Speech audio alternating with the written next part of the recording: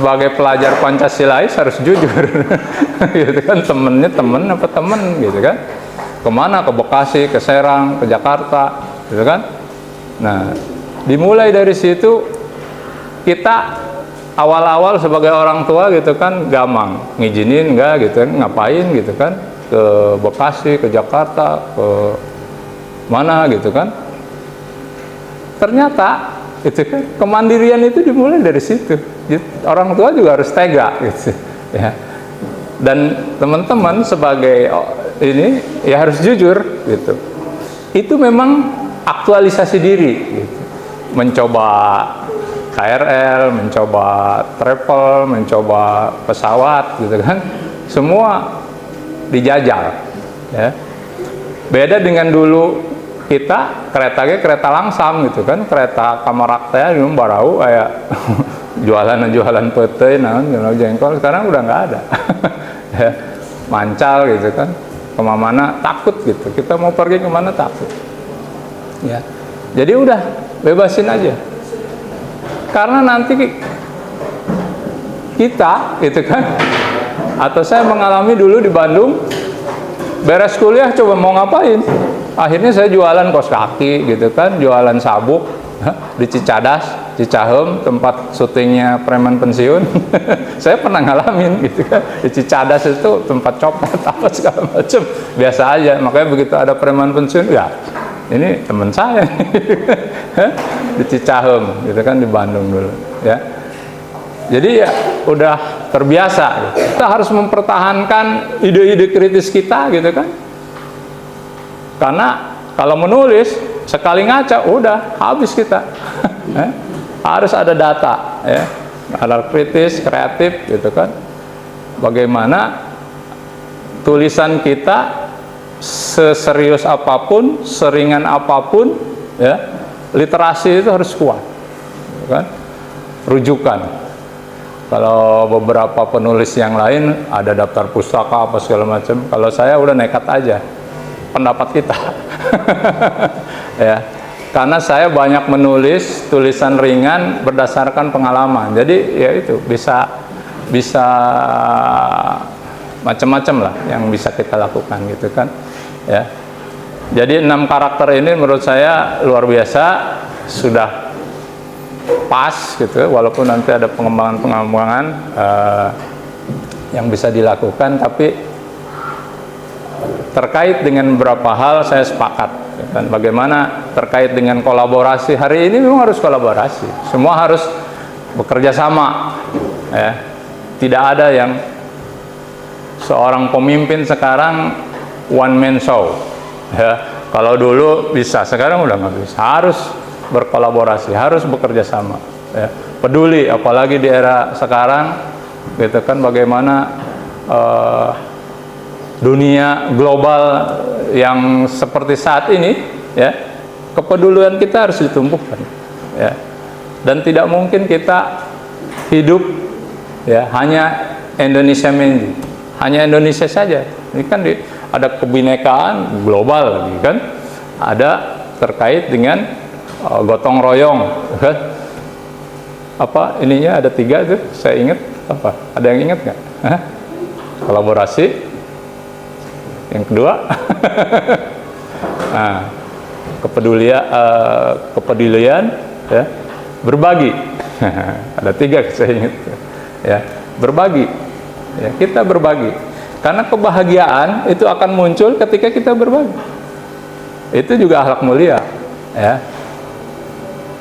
Orang akan membantu kita ketika kita membantu ya, take and give ya.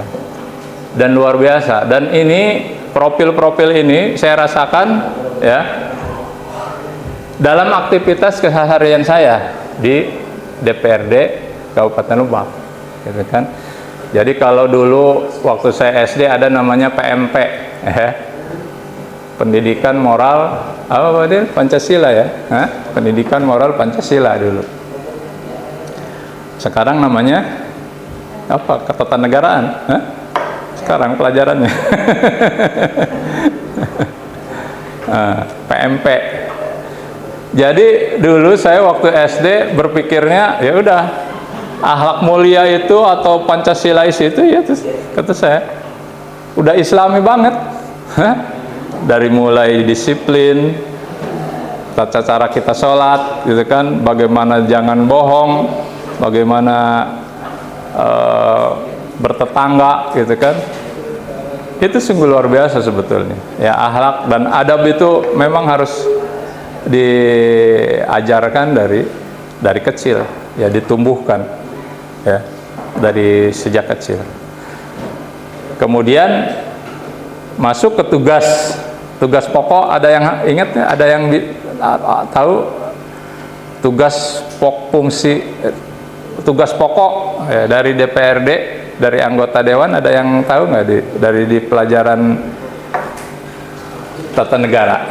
Hah? Teman-teman ada yang tahu nggak? Hah? Tupoksi anggota dewan. Hah? Tugas pokok dan fungsi. Jadi ada 3, setidaknya ada 3. Yang pertama itu regulasi, ya. Regulasi apa? Regulasi. Ada yang tahu nggak arti regulasi? Kalau dulu saya waktu SD itu suka ngisi TTS tuh. Nah, berapa kotak? Depannya R. Sekarang kayaknya udah jarang ngisi TTS. Regulasi apa? Ada yang tahu nggak? Aturan, ya, aturan, peraturan, regulasi, membuat peraturan. Jadi kalau di pusat, di DPR RI itu, Dewan Perwakilan Rakyat Republik Indonesia, regulasinya namanya undang-undang, ya, pembuat undang-undang. Kalau di provinsi dan kabupaten itu namanya perda, ya, peraturan daerah, ya. Nah, salah satunya dibentuk tugas pokok dan fungsi dari anggota dewan itu membuat regulasi, ya, membuat perda, peraturan-peraturan. Apa peraturan-peraturan daerah yang maslahat, yang baik, yang bisa bermanfaat buat masyarakat, ya. Nah, orang yang Pancasilais, ya, yang dulu berangkat dari Al-Qudwah, ya, pelajar Pancasilais, sudah harus muncul tuh ide-ide, gitu kan? Bagaimana peraturan-peraturan daerah yang bermanfaat buat masyarakat. Banyak, ratusan ribuan perda yang sudah. Nah, tinggal kita buka mana yang belum, mana yang ada tapi kita tingkatkan. Misalnya, ya, kemarin kita membuat, udah lama, cukup lama di periode yang sebelumnya, perda wajib diniyah, ya, ya, yang dimunculkan, ya, karena kalau tidak ada payung hukum, madrasah diniyah yang di bawah Kemenag, yang kewenangannya itu urusan pusat, ya, itu tidak bisa bunyi, ya, tidak bisa diberikan bantuan oleh pemerintah daerah, dalam hal ini kabupaten, ya, kalau tidak ada namanya istilahnya payung hukum atau peraturan atau regulasi di atasnya, ya. Makanya kita buat perda wajib diniyah, sekolah diniyah. Jadi sekolah diniyah yang udah reot, yang udah mau rubuh, yang udah doyong, nah, bisa dibantu, ya, stimulan pembiayaannya oleh pemerintah daerah lewat regulasi itu, ya, atau perda terkait dengan beasiswa kedokteran, ya, kuliah di MIPA, lumayan, per tahun itu berapa ratus juta, gitu kan, lewat ide-ide kita, ya, bagaimana kreativitas, bagaimana ide kritis kita, gitu kan, sampaikan, bisa menjadi regulasi inisiatif, atau memang biasanya banyaknya turunan, ya, udah dari pusat begitu undang-undang turun apa segala macam, gitu kan. Nah, atau kita tolak, gitu. Hah? Ada inisiatif dari pemerintah, dalam hari ini presiden, gubernur, bupati. Ini kan kemarin ramai tuh undang-undang cipta kerja, undang-undang apa lagi yang ramai? Hah? Ada yang ingat nggak? Ada yang ngikutin isu nasional nggak? Ya. Itu pernah ditolak oleh saya dari fraksi PKS di DPR RI, ditolak gitu kan, karena beberapa itemnya gitu kan, apa segala macam, termasuk undang-undang IKN gitu kan. Bagaimana kan? IKN ada yang tahu nggak apa IKN? Hah? Ya, kayaknya udah jarang nonton televisi kali sekarang. Ya, banyak undang-undang yang tidak sesuai dengan perkembangan gitu kan, apa segala macam gitu kan, ya bisa kita tolak. Ya, regulasi itu bisa inisiatif atau kita tolak, ya gitu kan, atau didiskusikan. Ya, kalau pembahasan undang-undang itu kan lama, bisa bertahun-tahun. Kalau di provinsi atau di kabupaten itu mungkin bisa singkat ya, karena tidak terlalu jelimet loh. Ya, beda dengan undang-undang itu berlaku secara nasional. Ya, jadi itu ya harus punya daya. Itulah semua profil pelajar Pancasilais itu sebetulnya harus dikerahkan ya, ketika menjadi anggota DPRD ya. Jadi saya punya background teknik, jadi secara teknis gitu kan, kritis apa segala macam ya, disambungkan dengan logika literasi gitu kan, masuk tuh barang gitu kan. Bisa jadi inisiatif apa segala macam gitu kan, mengkritisi item-item ya, apalagi dari sisi bahasa. Kadang-kala bahasa itu mempengaruhi kan? Yang lebih condong terkait dengan bahasa itu, atau ke sisi hukum ya. Jadi harus saling melengkapi ketika kita punya anggota DPR atau DPRD, harus lengkap. Ada yang ahli bahasa, ada yang ahli hukum, ada yang berbagai macam sisi, karena nanti masuk tuh mengkritisi kalimat per kalimat gitu kan, yang luar biasa. Itu dari sisi tadi apa? Yang pertama regulasi. Yang kedua apa? Tupoksi dari anggota dewan. Ada yang tahu nggak?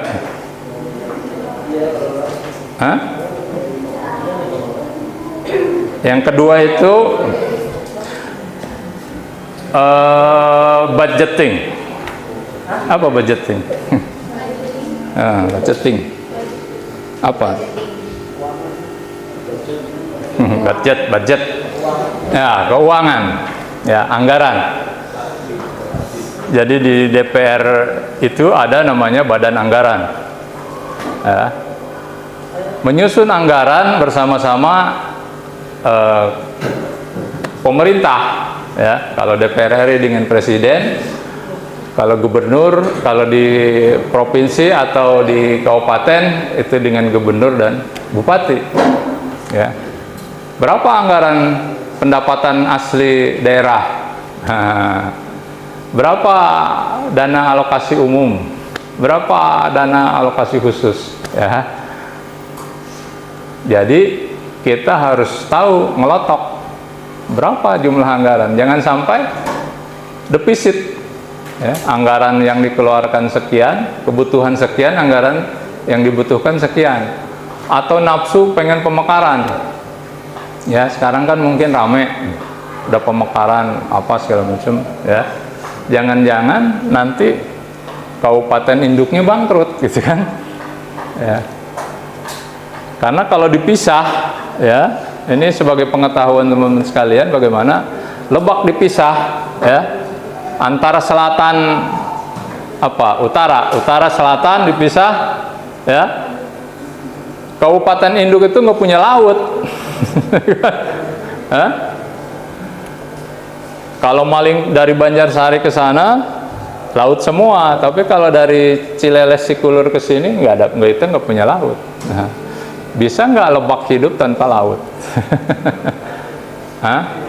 Industri tanggung, gitu kan, berbeda dengan Cikande sana, gitu kan, mana Serang, Tangerang, gitu kan, ada Citramaja, tanggung juga. Ramainya sekarang malah pembangunan gereja, bukan terkait dengan pembangunan, ya kan? Atau Pandeglang mau dipekarkan 3 kabupaten. Nah, isu-isu ini juga harus menjadi perhatian kita, ya. Bagaimana ke depan, gitu kan, visi Lebak sebagai kabupaten yang berkembang, ya, itu maju dengan baik. Ya, sekarang apa pembangunan nasional yang sudah masuk ke Lebak, ada yang ini nggak? Ada yang tahu nggak? Pembangunan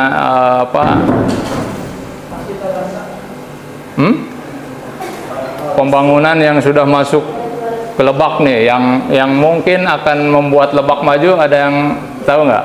Apa aja? Tol apa tuh?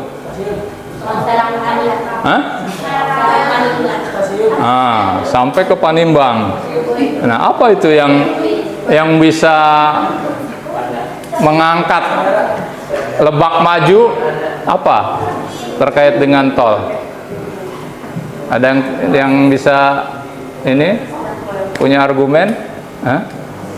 Karena harganya paling mahal, tol paling mahal itu tol Lebak. Apa korelasinya? Apa korelasinya tol dengan kemajuan sampai ke Panimbang? Ada ini teteh mau siapa namanya?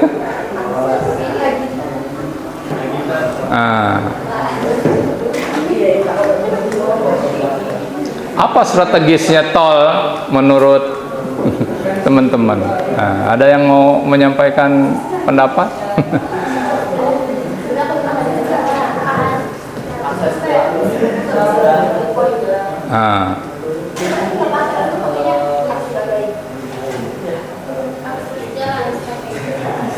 Iya, jadi kan nanti pariwisata, ya, sampai ke Panimbang, daerah kawasan industri di Lebak Tengah, ya kan? Ya, jadi kita harus mulai juga tuh, ya, menyerap informasi-informasi terkait dengan kemajuan, ya, walaupun efeknya, ya, negatif positif lah. Kemudian apa lagi selain tol? Stasiun. Lagi diapain stasiunnya? Apa strategisnya stasiun buat Lebak?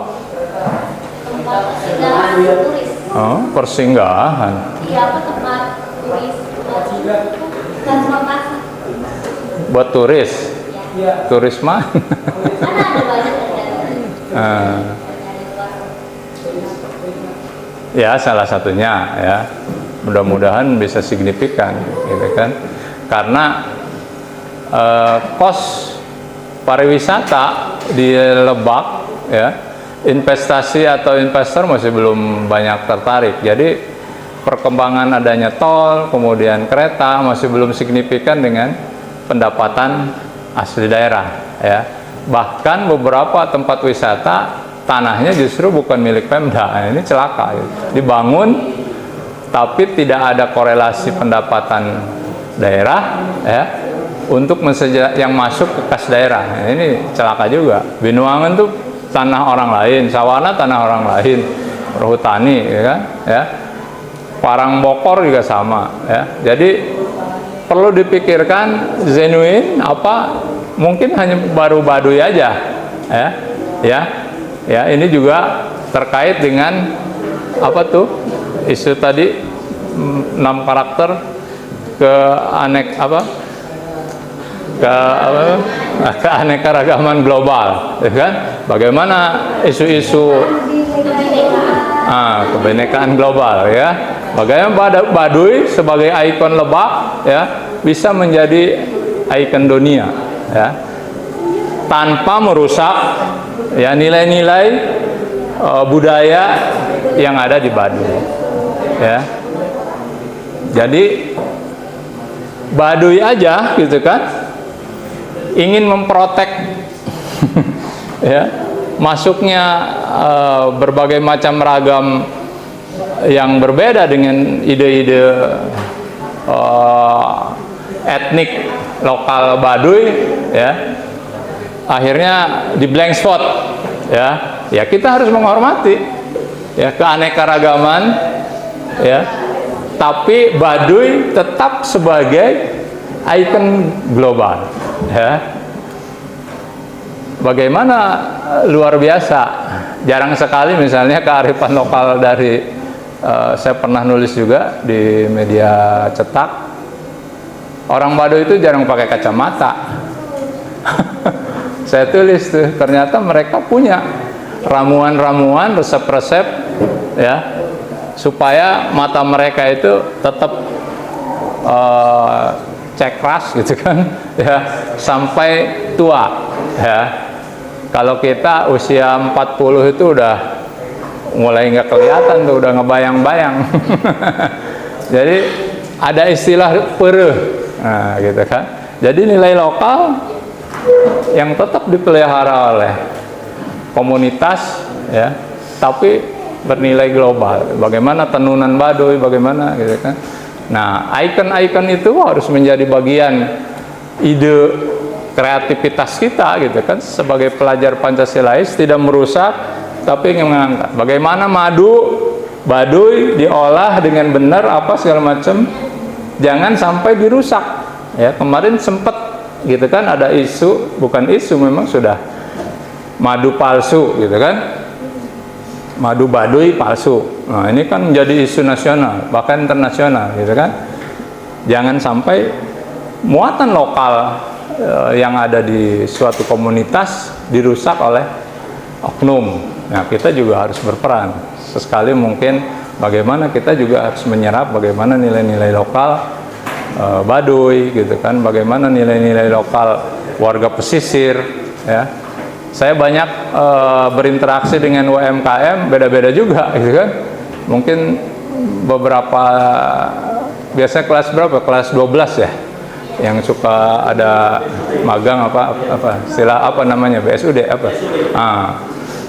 Beberapanya rekomendasi dari saya, itu kan punya karakter-karakter juga gitu. Ya bagaimana sama-sama UMKM emping apa bisa beda-beda gitu kan.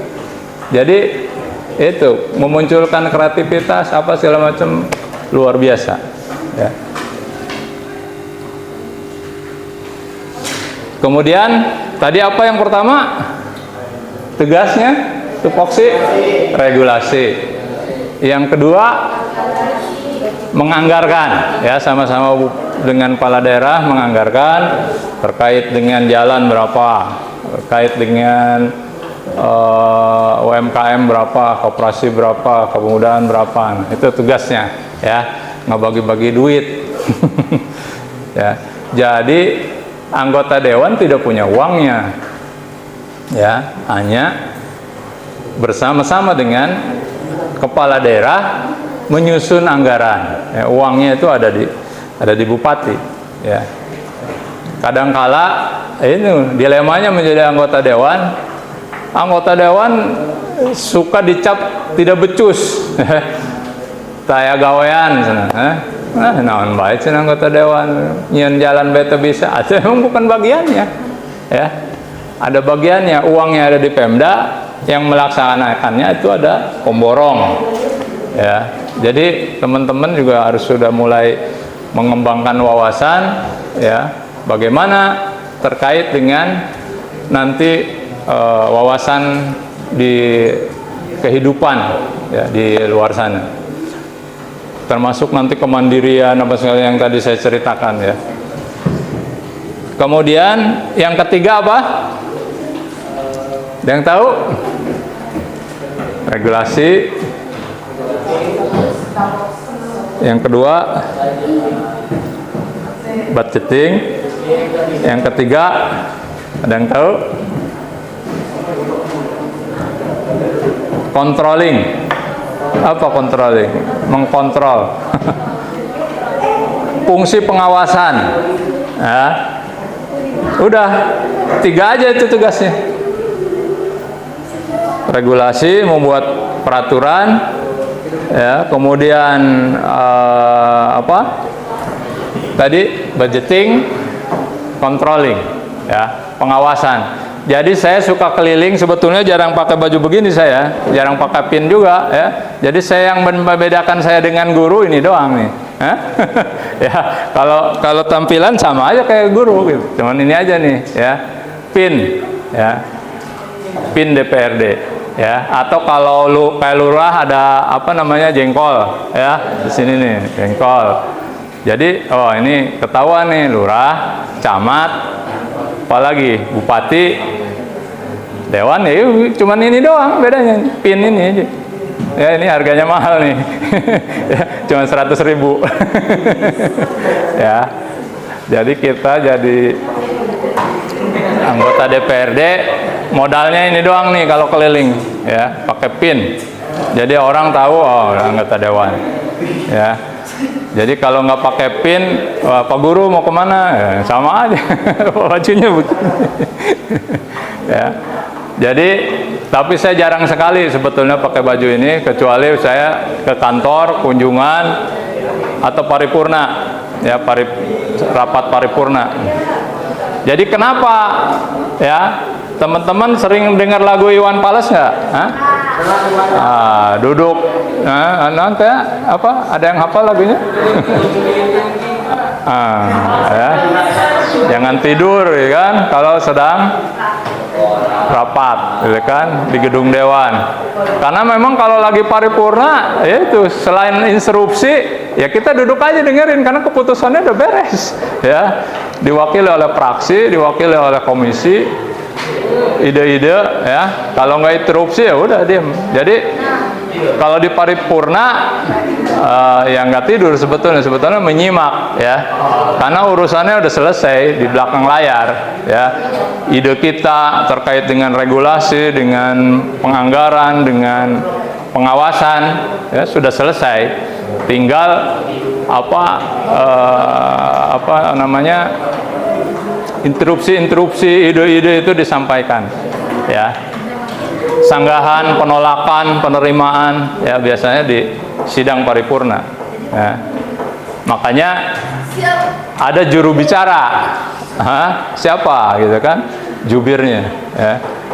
PKS sering sekali menyampaikan interupsi, menyampaikan ide-ide, gitu kan. Tapi harus sesuai fakta, jangan ngawur. Ya. Diketawain juga di paripurna kita ngawur, interupsi, gitu kan. Interupsi apa nih? Temanya apa? Apa yang mau disampaikan? Isu segenting apa? Ya, ya. Makanya apa? Cara kita bicara, gestur kita, ya. Jangan sampai ide yang baik ketika kita nendang kursi atau nendang meja, udah itu jadi negatif di media, gitu kan.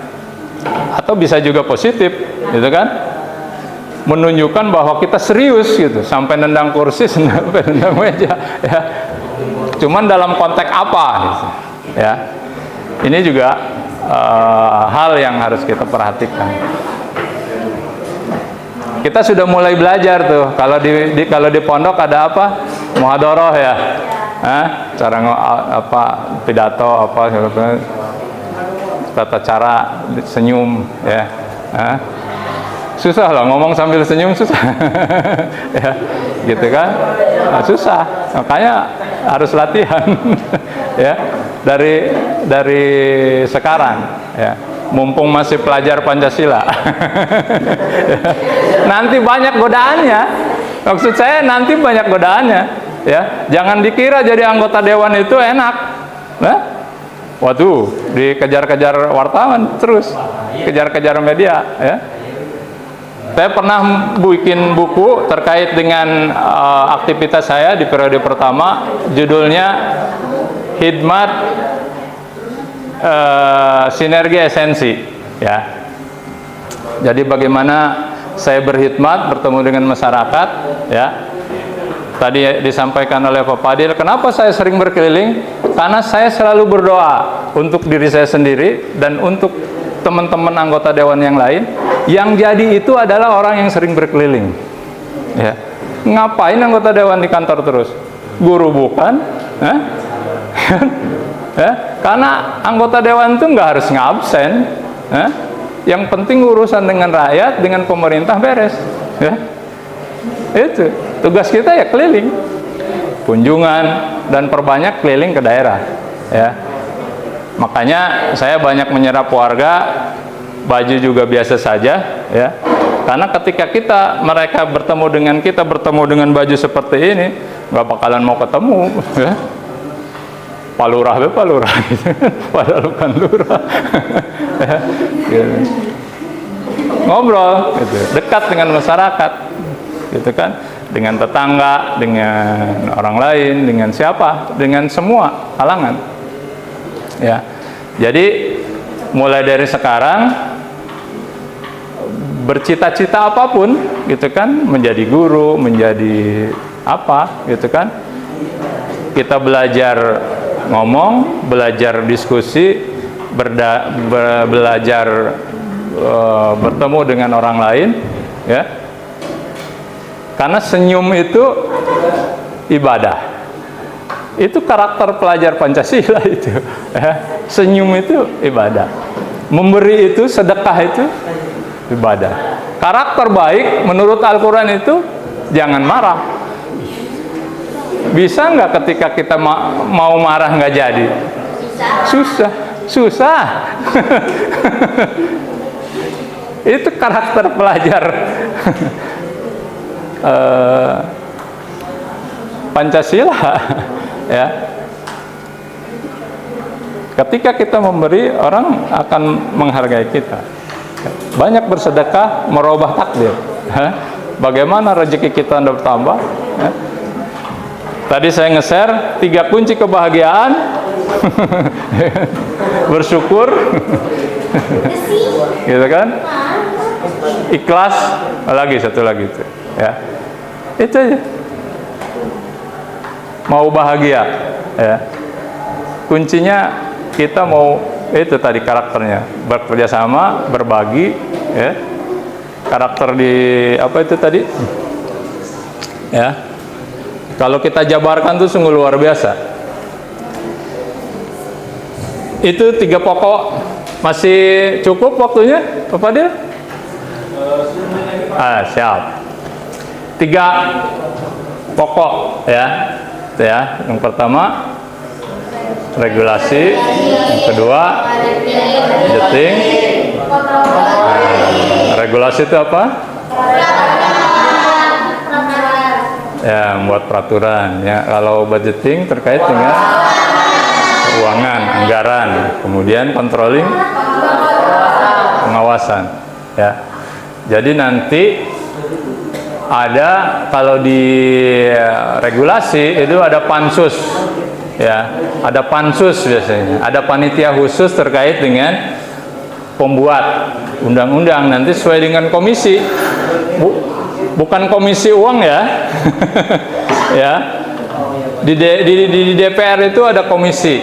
Kalau di DPR RI banyak komisinya itu. Ada berapa belas komisi. Ya, kalau di provinsi ada 5 komisi. Di sini di kabupaten ada 4 komisi. Yang pertama komisi 1, 2, 3, 4. Komisi 1 itu terkait dengan pemerintahan. Ya, nanti mitranya itu camat, ya. Jadi kita hafal tuh 28. Di Kabupaten Lebak ada berapa kecamatan? Nah, ada 28 kecamatan. Kita hafal tuh camat se-Kabupaten Lebak, ya. Kemudian juga terkait dengan catatan sipil, ya, komisi 1. Kemudian kalau komisi 2 itu terkait dengan pertanian, dengan peternakan, dengan pariwisata, apalagi kepemudaan, olahraga, ya. Komisi 3 itu terkait dengan pendidikan, kesehatan, sosial, ya, Kesra. Komisi 4 terkait dengan infrastruktur. Saya sekarang Komisi 4 terkait jalan, jembatan, perencanaan daerah, ya, di situ. Jadi sekilas kita minimal punya wawasan terkait dengan namanya komisi, ya. Dan sistem pembangunan sekarang sebetulnya bagus nggak bagus, ya. Perencanaan tahun ini untuk membangun tahun depan, ya. Secara perencanaan bagus, direncanakan 1 tahun sebelum pelaksanaan. Cuman, ya, dalam pelaksanaannya jadi ribet. Masa jabatan anggota dewan, bupati, gubernur 1 tahun hilang. Karena idenya ide rezim sebelumnya, ya kan? Direncanakan tahun ini untuk membangun tahun depan. Kan bupati dilantik tahun ini, tapi masih punya sisa hutang bupati sebelumnya. Kalau dulu perencanaan tahun ini ngebangun tahun ini, ya. Jadi kalau tidak dilaksanakan itu menjadi bahaya urusannya KPI, KPK, ya. Karena pembangunan dimulai dari perencanaan, ya. Jadi itu 3 hal, ya, terkait dengan kalau ada yang minat menjadi anggota DPRD. Minimal nanti kalau mau nyalon 21 tahun.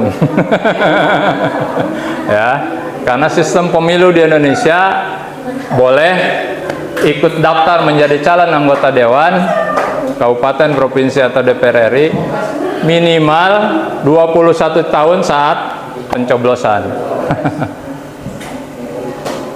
Saat mendaftar, bukan pencoblosan. 21 tahun saat mendaftar menjadi calon, ya. Minimal SMA. Nah, jadi syaratnya itu aja, SMA 21 tahun saat mendaftar dan dicalonkan oleh partai. Kalau tidak ada yang mencalonkan nggak bisa, ya, harus lewat partai. Itu kemudian banyak baca buku, ya. Saran saya banyak baca buku. Ada beberapa buku yang menurut saya sangat luar biasa. Pernah dengar Profesor Renal Kasali? Pernah baca bukunya? Nah, apa yang pernah dibaca bukunya? Buku apa aja? Buku apa? Ada pernah baca buku Cengs? Hah? Belum. Pernah baca buku Paspor? Belum. Jadi pernah baca buku apa? self driving. Hah? Disruption. Buku-buku Renal Kasali semua itu. Ya, apalagi. Nah, yang menarik itu buku terkait dengan self driving dan paspor menurut saya, ya. Bagaimana kita diilustrasikan oleh beliau menjadi seorang supir, ya.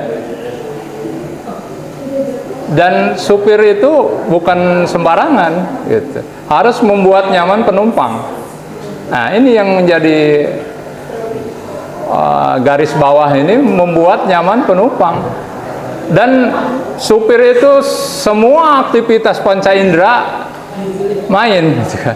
Spion kiri kanan, spion atas, konsentrasi ke depan, ada gejerugan harus ngerem, ada yang sudah bisa nyupir, ada, apalagi yang manual, gitu kan. Kalau yang matic, ya, itu kan bagaimana kita berusaha membuat nyaman penumpang itu luar biasa, ya. Dan seorang supir yang baik itu dimulai dari belajar.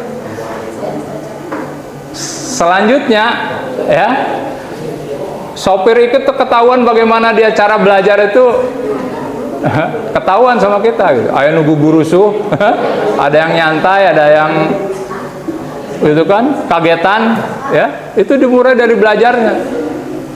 Maksud saya, bagaimana kita belajar hari ini, ya, ini yang penting nih, mohon perhatian, garis bawahi. Bagaimana kita belajar hari ini, itu kemungkinan akan menentukan hasil akhir dari perjalanan kita selanjutnya. Ibarat kita ketika menjadi sopir, ya. Aya nu meleng bae gitu kan, ada yang gugurusu, ada yang main rem aja, ada yang itu bagaimana belajarnya, ya. Supir itu beda-beda, ada yang enak, ada yang enggak, ada yang gitu kan, ujug-ujug nabrak gitu kan. Pengalamannya apa? Nabrak 10 kali. Pengalaman yang paling utama nabrak 10 kali. Ya. Jadi bagaimana hari ini dimulai belajar dari saat ini. Bagaimana kita mengembangkan kreativitas, bagaimana mengembangkan daya kritis kita, bagaimana mengembangkan wawasan kita, bagaimana kita menghormati orang tua, seseorang, gitu kan? Bagaimana tuh karakteristik seorang di atas itu, ya, terhadap Tuhan, terhadap pribadi, terhadap alam, terhadap negara, ya. Pemahaman nanti bagaimana kita. Bagaimana orang banyak korupsi hari ini? Nggak tahu. Dulu belajar dari mana nggak tahu juga. Pasti dia punya ide-ide gitu kan, untuk berbuat itu. Kenapa tadi saya sampaikan banyak godaannya, ya. Membuat regulasi itu duit, teman-teman. Membuat perda itu duit. Bagaimana investor sampah dari Tangerang, dari Jakarta ingin membuang sampah di Lebak, nilainya miliaran. Oke, disetujui regulasinya berapa persen? Itu godaan luar biasa. Nah, imunitas, bagaimana kita bisa menolak, bisa menerima, cincai apa segala macam, dimulai dari sekarang. Kita kuat nggak itu? Iman kita kuat nggak nih?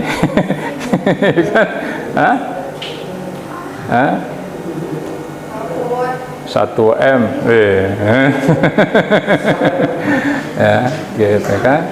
Jangankan 1M gitu kan, minjem dulu 100. Ya, nggak kuat kita. Jadi bagaimana kemandirian, kekuatan kita, gitu kan, harus dimulai dari sekarang. Kemudian yang kedua itu buku yang menarik, Pasport. Jadi Renal Kasali, profesor itu menyarankan kepada mahasiswanya untuk membuat paspor. Untuk apa? Udah bikin aja paspor. Ya, kata beliau. Tapi akhirnya ketika kita berusaha untuk melakukan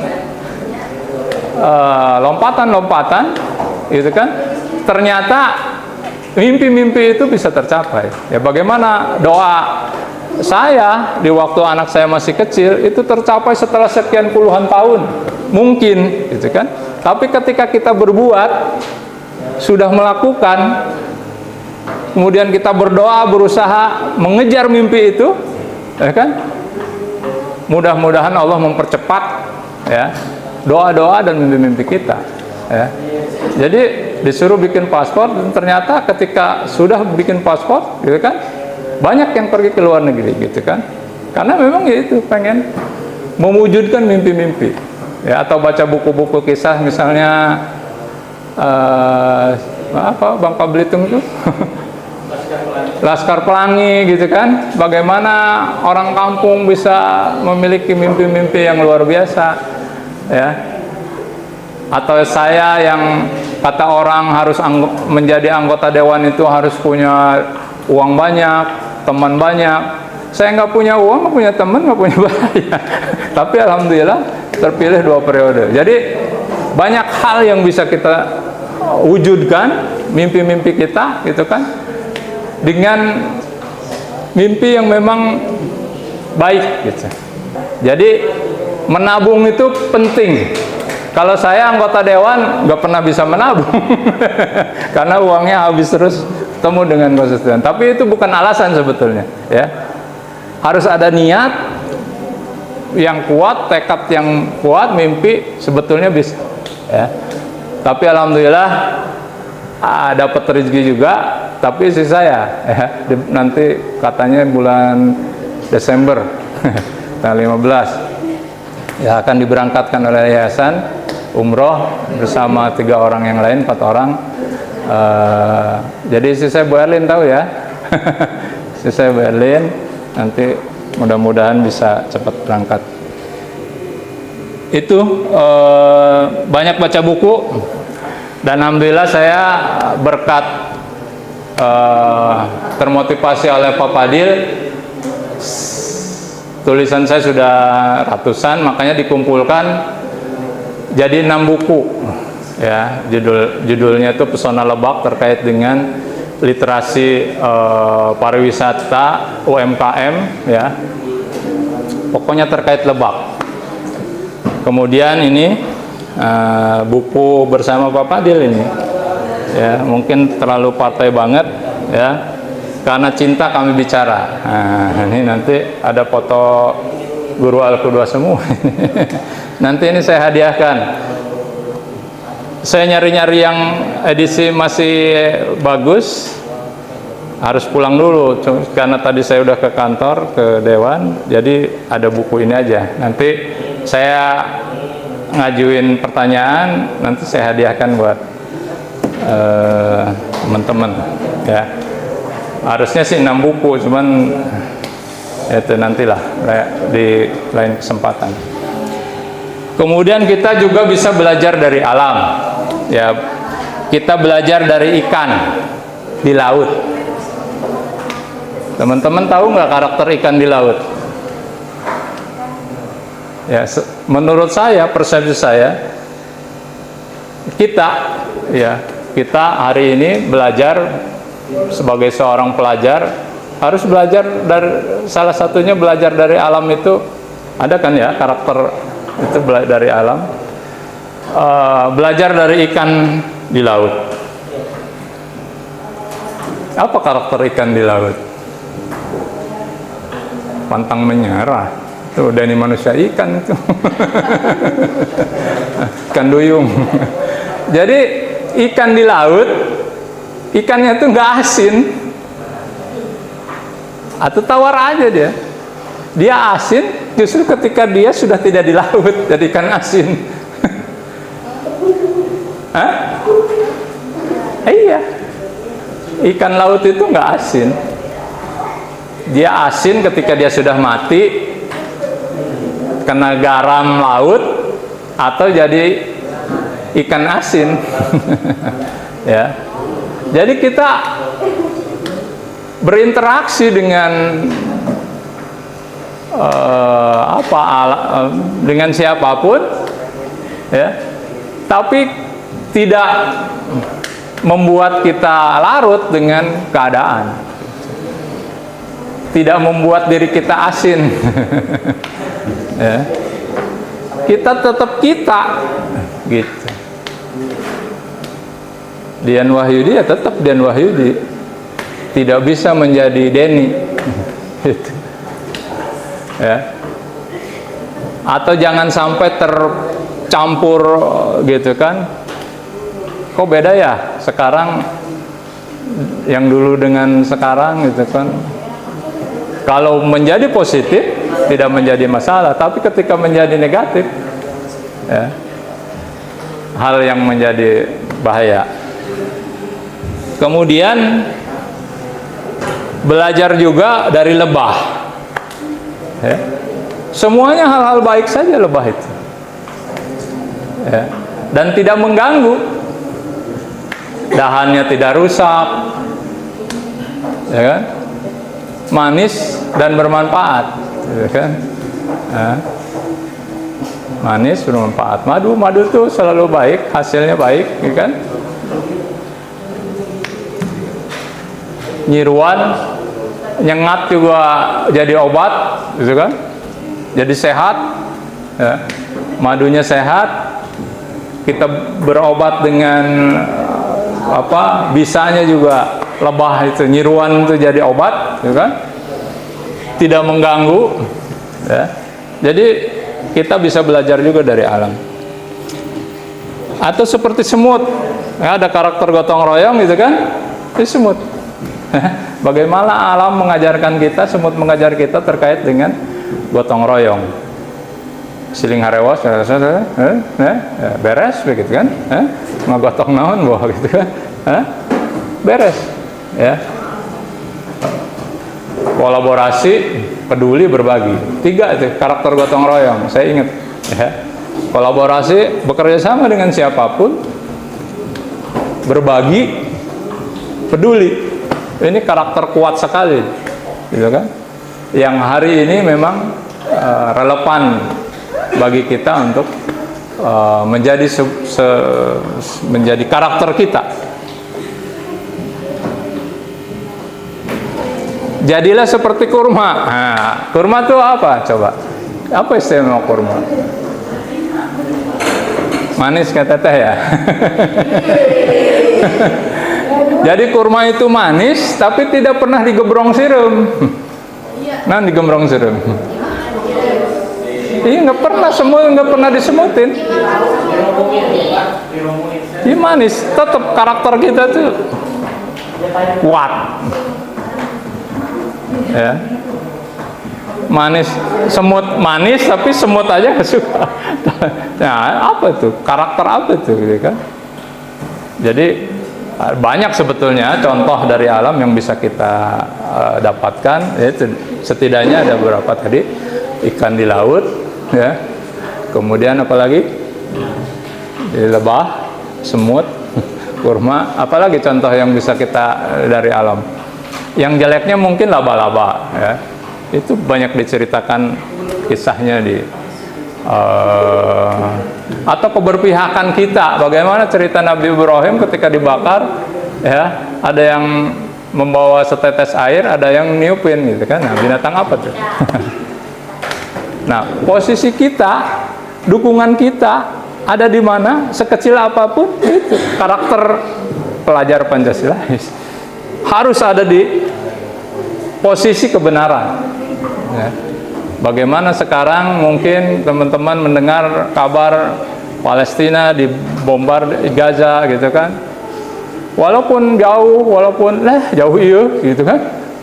Tapi dukungan kita, posisi kita sangat menentukan. Nah, itu posisi karakter mendukung kebenaran, ya.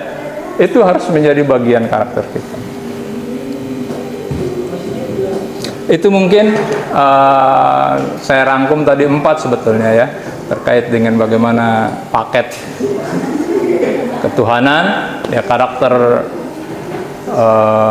seorang pelajar Pancasilais, kemudian tupoksi, belajar dari alam, kemudian juga baca buku, ya. Kita harus punya proyek, ya, dan proyek untuk menguji daya kritis kita, kemudian kreativitas kita dengan literasi, dengan menulis, ya. Bagaimana fakta, bagaimana wawasan, bagaimana kesimpulan, bagaimana ide-ide kita diakui sebagai seorang, bukan keinginan kita sebetulnya, tapi menguji daya kritis kita, ya. Harus punya proyek, ya. Sesekali menulis aja, ya, belajar ke Pak Fadil bagaimana harus menulis. Bagaimana cara menulis? Tulis aja. Ya. Bagaimana standar diterima? Kirim aja sebanyak-banyaknya, ya. Nanti redaksi juga akan membalas tulisan kita. Oh, kurang karakter, oh, kurang kuat apa, gitu, ya. dan kita kirim ke media-media yang memang menguji daya kritis kita. Saya ngirim ke Detik, alhamdulillah 3 kali diterima Bapak Dir. Ya, Detik tuh walaupun singkat tapi menguji daya kritis kita. Justru dengan singkat orang ngerti nggak dengan tulisan kita. Kalau di koran harus panjang, harus 800 per 8.000 karakter gitu kan. Harus setengah halaman minimal koran. Tapi kalau di Detik sesingkat mungkin tapi orang ngerti. Cuman berapa paragraf. Bayarannya tapi mahal juga. Lumayan ya. Pak Fadil udah Singgalang ke macam-macam, Republika ya kan? Luar biasa. Jangan sungkan-sungkan belajar ke orang yang memang biasa ya. Bagaimana beliau menulis blog, dapat laptop loh, udah berapa laptop Pak Fadil, handphone macam gitu kan, luar biasa ya.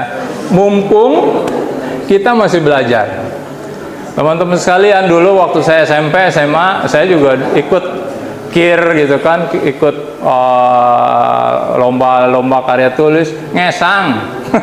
Ya, justru ngesang itu apa, ngesang apa? Keringetan. Keringetan kita baru gini aja kan, ngegibrik gitu kan. Apa ngegibrik kan, apa arti ngegibrik, apa ngadeg-deg ya, apa bahasa Indonesia apa, gemeteran.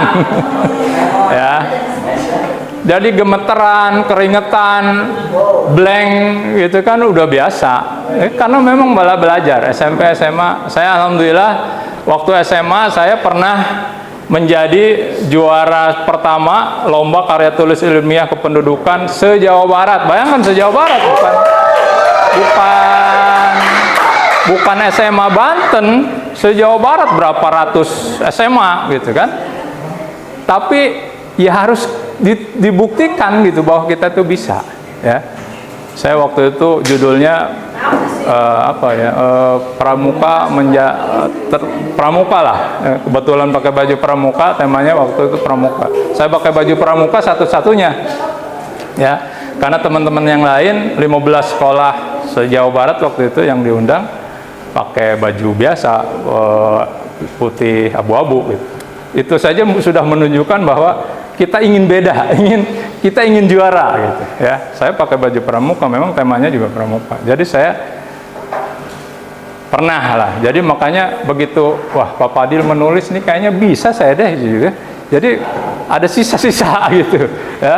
Akhirnya alhamdulillah bisa. Jadi harus bisa, harus diwujudkan dan harus dimulai.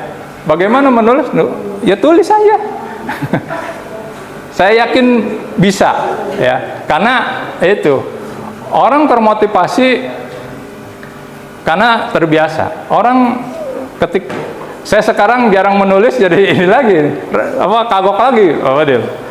Biasanya dulu sebulan itu bisa 4 tulisan masuk koran atau online. Sekarang waduh udah ini lagi.